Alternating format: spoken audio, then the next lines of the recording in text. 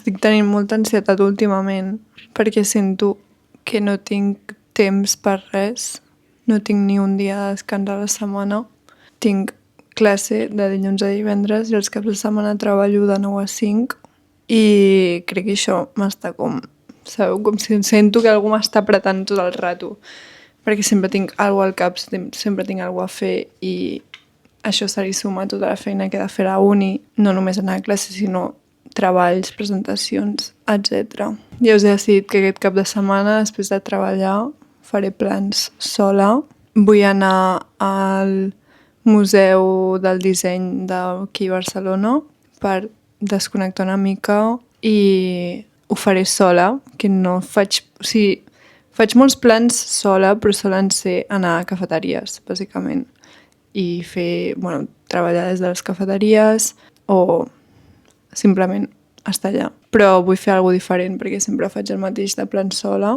És com que m'agrada molt fer plans sola i estic com còmoda, però també em genera una mica d'ansietat, en plan estar sola. O sigui, és com raro, perquè és com si necessito molt de temps sola, m'agrada molt estar sola, però arriba un punt que em genera molta ansietat. Per això també a les cafeteries necessito com estar amb l'ordinador, estar fent alguna cosa com per tenir com una barrera amb la meva ansietat social una mica. I crec que és un challenge per mi anar a un museu sola. La veritat, com no ho he fet mai. Així que això, acompanyeu-me a fer plans jo sola, a tenir cites amb mi mateixa per la ciutat de Barcelona.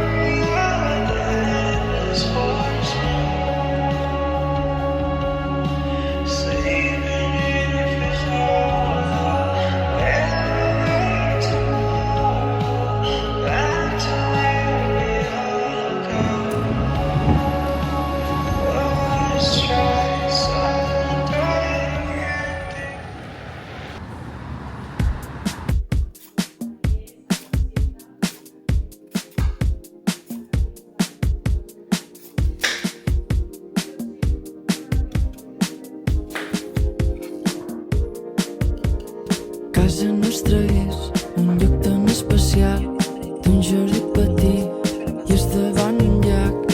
Veig els nens jugar al mig del menjador, la nua salta al vent, jo menjo uns albercocs i tu ets ahí al jardí, al fons que estàs llegint i els últims raigs de sol abans sigui de nit. Que escriure quan estic content és difícil però important, tot és com havia de ser, tot és com ho vam pensar.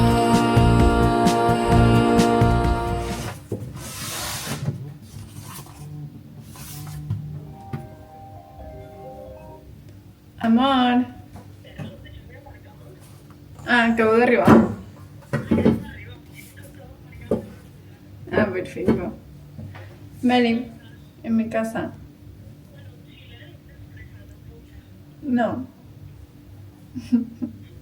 Ahora vengo. Vení. Pintara, te amo. Ánimo.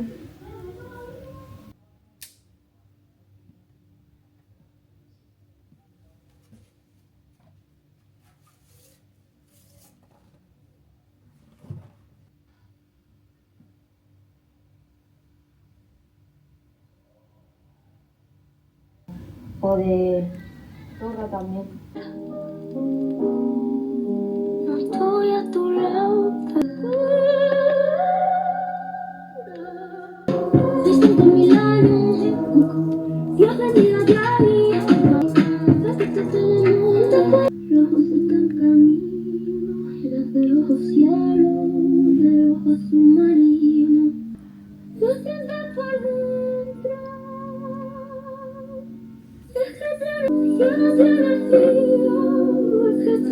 Vaig a fer-me el sopar.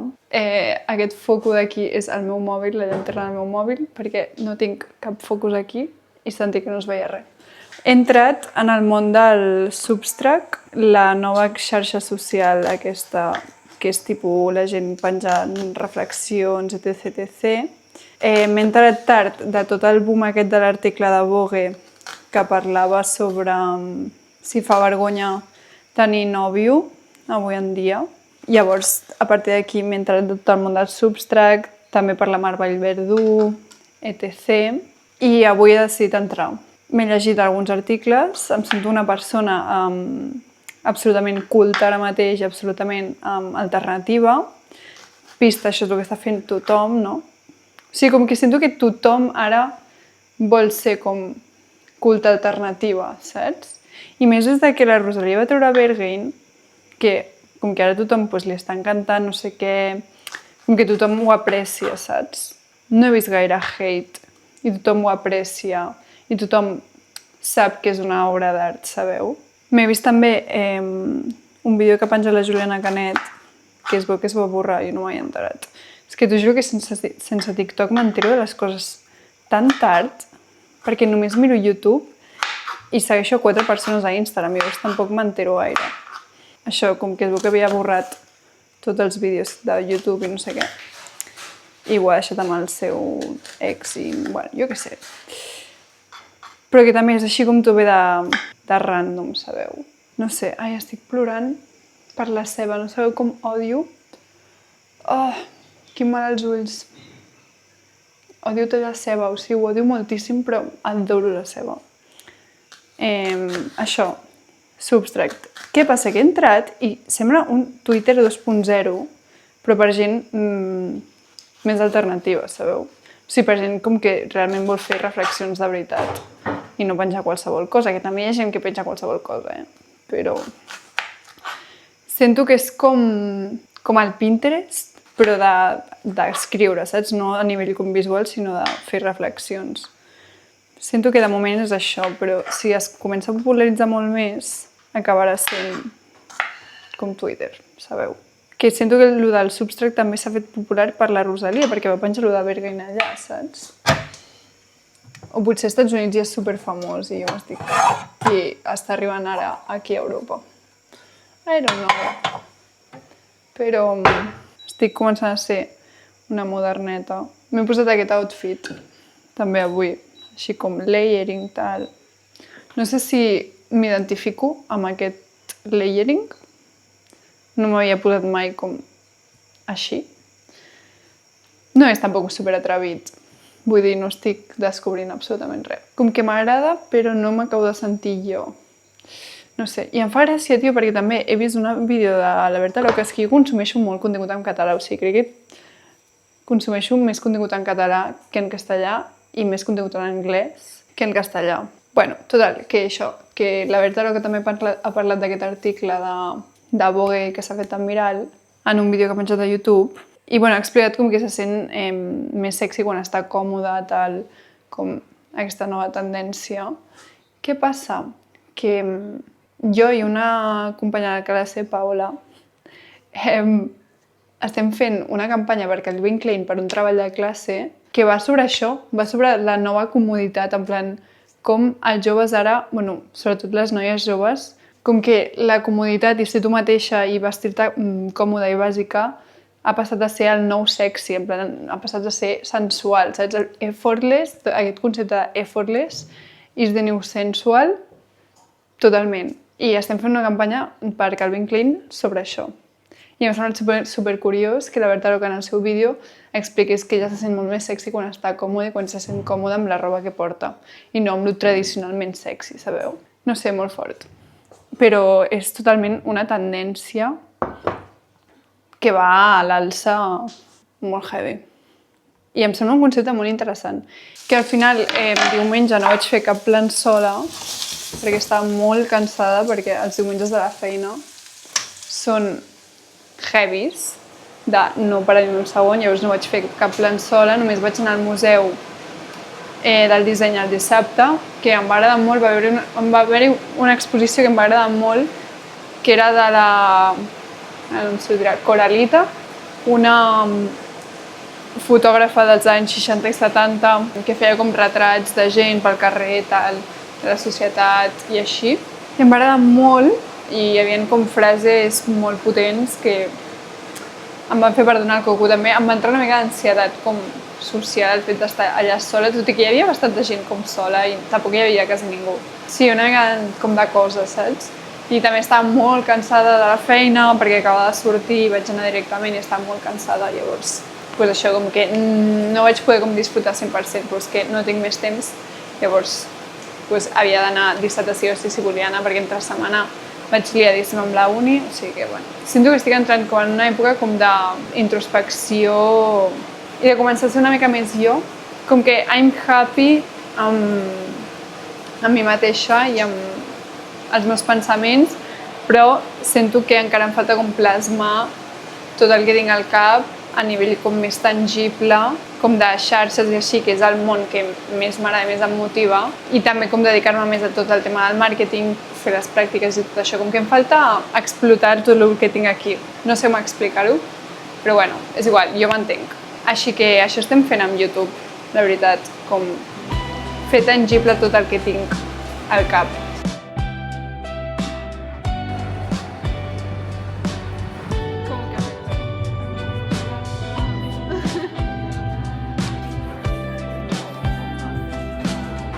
Vaig fer algunes declaracions. Estic enamorada de la tia que està agafant a Instagram. ¿Estás segura de eso? Cada dia més.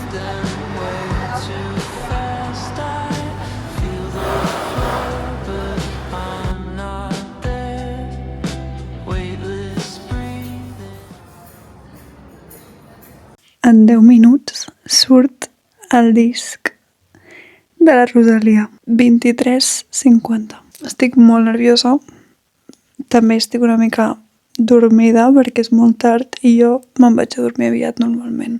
Tocarà esperar. Són les 12, ja està disponible. Estic tan nerviosa ara mateix.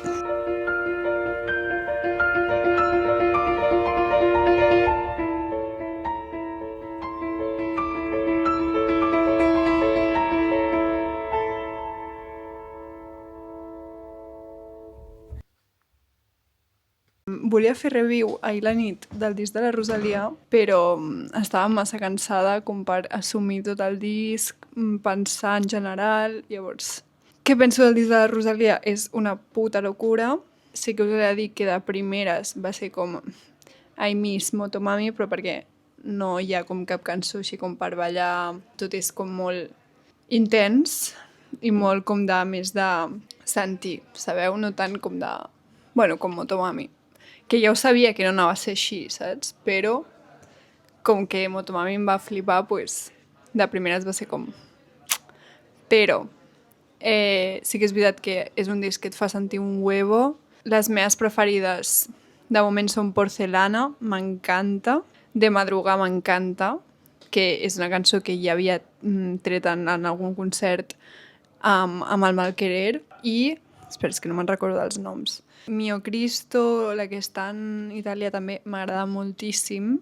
Crec que és una puta obra d'art. Sí, jo crec que aquestes són les meves preferides. Porcelana, top 1. Porcelana m'ha agradat moltíssim. Crec que és una tia tan culta. O sigui, l'altre dia a Substract vaig llegir un article que explicava com la diferència entre ser intel·ligent i ser culta.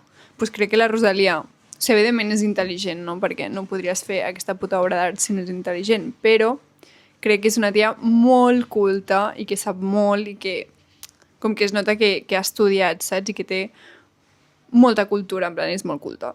Em va fer molt mal no poder anar bueno, que no em van convidar, bàsicament, a la listening party. Jo em vaig apuntar a la newsletter, tal, evidentment no em va tocar. Mis dieces per aquest disc, crec que és un disc que s'ha d'escoltar tot sencer, o sigui, és un disc com que t'has de sentar i escoltar-lo, moment com d'introspecció de tu sola, escoltar-te'l de dalt a baix, saps? També em fa ràbia que no tinc el vinil i en el vinil hi ha 3 cançons que no hi ha en el disc de Spotify, sabeu? Espero que em surti a l'Spotify Wrap alguna cançó d'aquest nou disc perquè no pararé d'escoltar-la. I ja està. Que molt guai, tio. No sé. Com que em faltava molt aquests últims anys cançons de la Rossi i ja ho tenim aquí. Moltes gràcies per mirar el vídeo. Ens veiem en el pròxim. Em podeu seguir per Instagram, @adelanadal, per TikTok també, tot i que no sóc gaire activa allà. I per YouTube, evidentment. Subscriviu-vos al canal si no ho heu fet encara. I això, que vagi tot superbé. Adeu!